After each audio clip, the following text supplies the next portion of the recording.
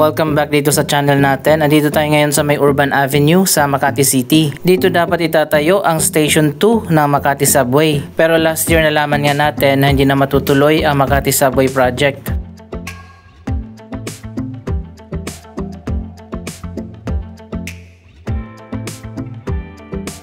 So ayun guys, ito na siguro ang pinaka last update natin dito sa Makati Subway na ngayon ay considered na isang dead project. Magtatayo sana dito ng 3 high-rise residential building at ang underground station ay kukonect dito sa mga kondo.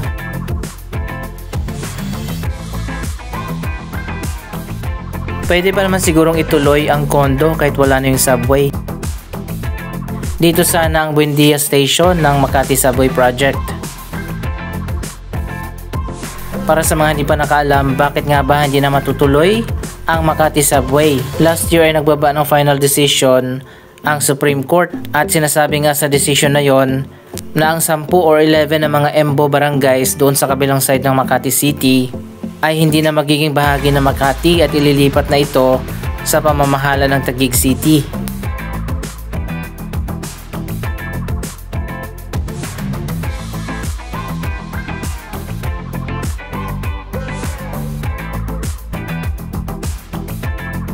Naapektuhan ang Makati Subway project dahil ilan sa mga station ay itatayo doon sa mga EMBO barangays at nandun din sa kabila ang supposed to be location ng depot ng Makati Subway trains.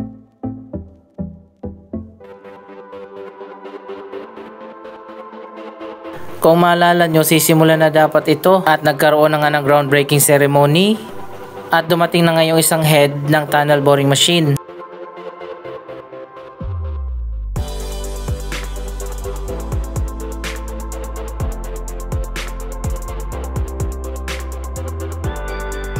Bakit nga ba naging apektado ang Makati Subway sa paglilipat ng mga EMBO barangays mula sa Makati papunta sa Taguig?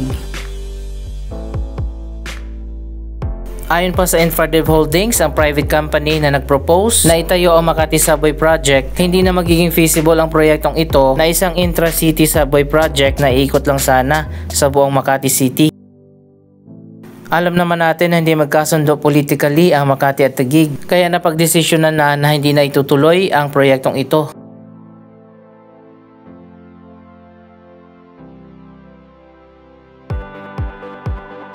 Ang Infradev Holdings kapartner ang ilang mga Chinese investors na nag-back out na rin sa proyektong ito.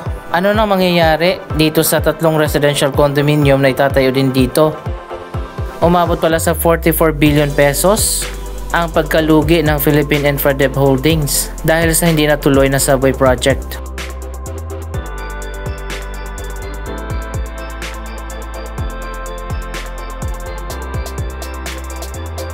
So ayun guys, final na, hindi na nga matutuloy ang Makati Subway project. Siguro baka blessing in disguise na rin yan.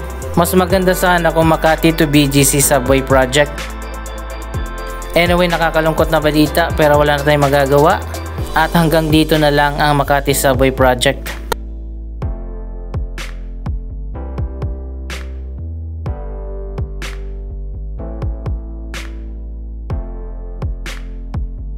Alamin naman natin ang progress ng iba't ibang mga proyekto na ginagawa ngayon dito sa Makati City. Kung maalala nyo, last year na binalita ko nga dito sa channel na i-demolish na yung De La Rosa Car Park 2 at gagawin na ito na isang bagong active park at magkakaroon din ng commercial complex.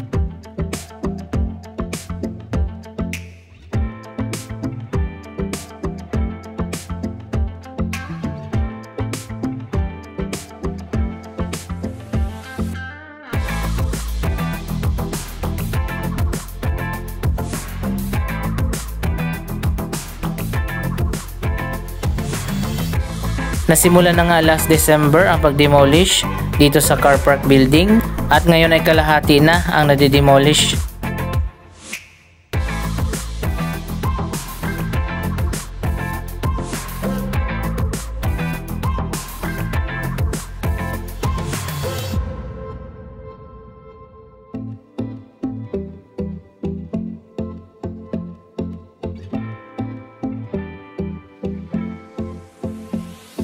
Sino bang may-ari ng De La Rosa Car Park Building 2? Sa tingin ko baka Ayala.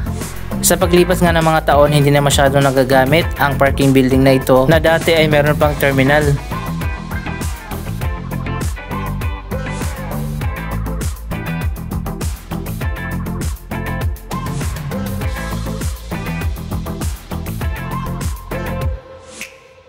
Pero sa ngayon kasama nga ito sa major redevelopment dito sa area.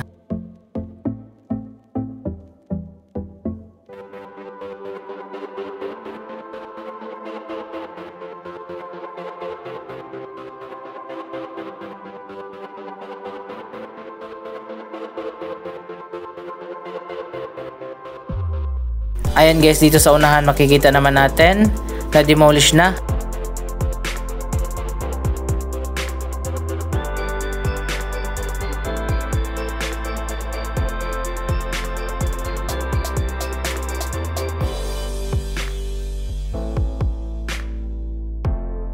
Dito rin itatayo sa kanto ng Paseo de Rojas at De La Rosa Street ang bagong BPI headquarters.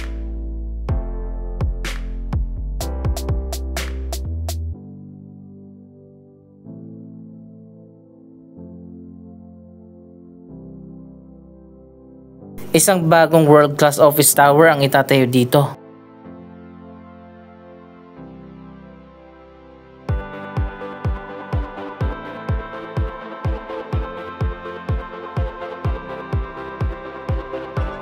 Natin yung latest na progress sa bagong BPI tower.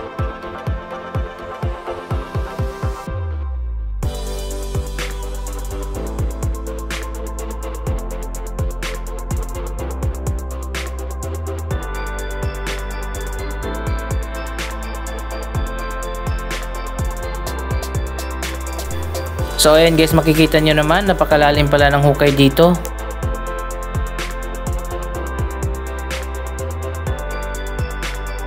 At kitang-kita din natin dito yung ongoing demolition ng De La Rosa Car Park 2.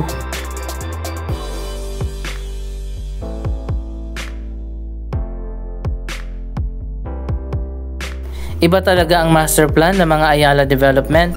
So magkakaroon nga dito ng bagong linear park na may mga commercial spaces, siguro parang Ayala Triangle.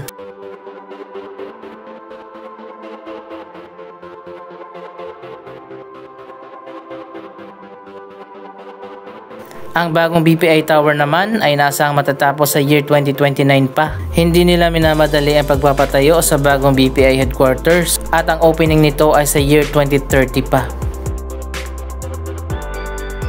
So ayan guys, abangan natin ang bagong park dito sa may De La Rosa Street.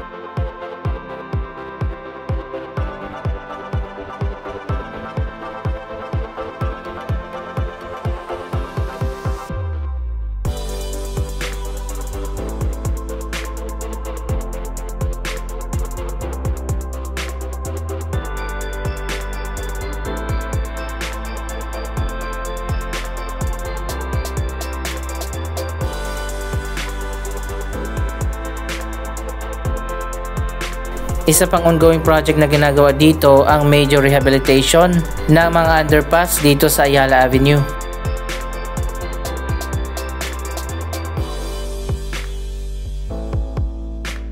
Tingnan natin yung latest na progress. Andito na tayo sa Paseo de Rojas Underpass. So ayun guys, binakbak na nga yung mga tiles dito at papalitan na ng bago.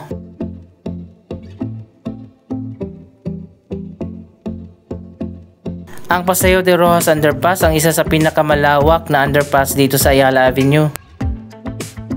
Makikita naman natin itong bagong mga tiles, pero dito sa gilid hindi pa siya tapos.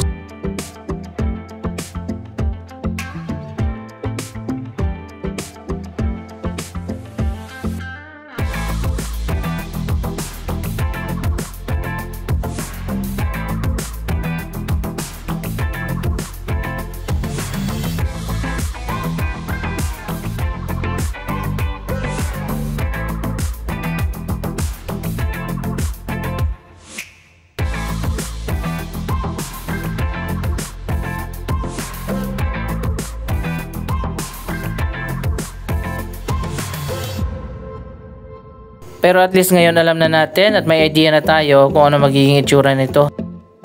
Magkakaroon din siguro ng bagong mural dito sa ceiling.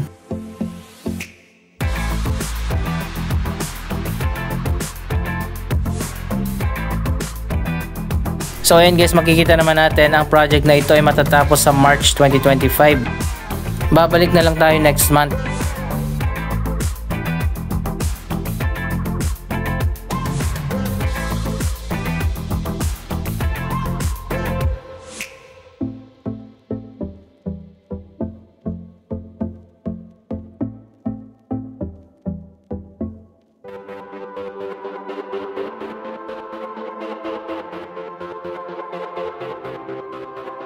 Abangan natin ang mas pinaganda na Paseo de Rojas Underpass.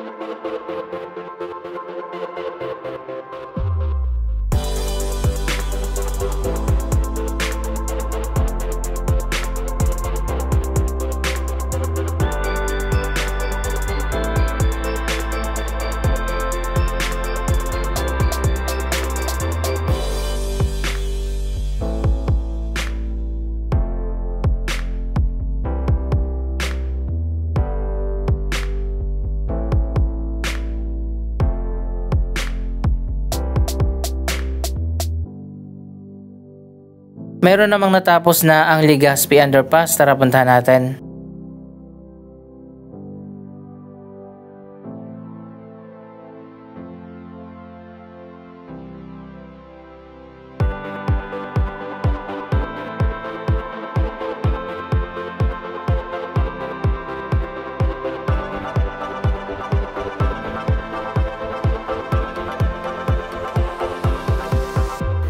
So ayun guys, nandito na tayo. Tingnan natin yung bagong design ng Legazpi Underpass.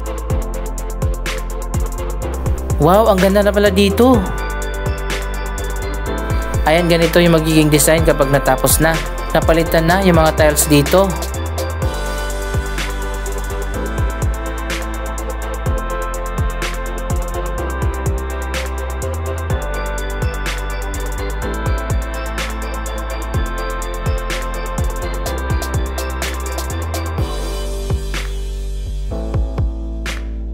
Wow, ang ganda na nga ng Legazpi Underpass. Hindi ko lang alam kung bago ba yung mural dito sa taas.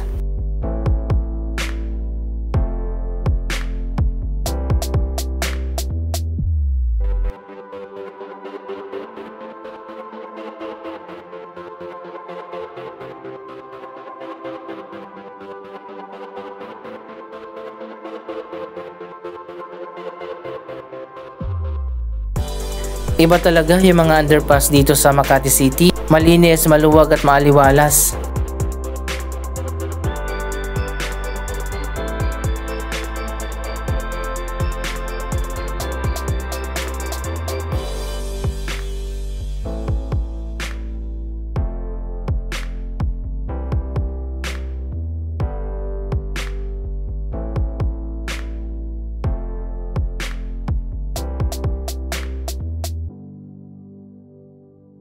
Marami pa mga underpass dito sa Ayala Avenue ang magkakaroon din ng renovation. Abangan natin yan.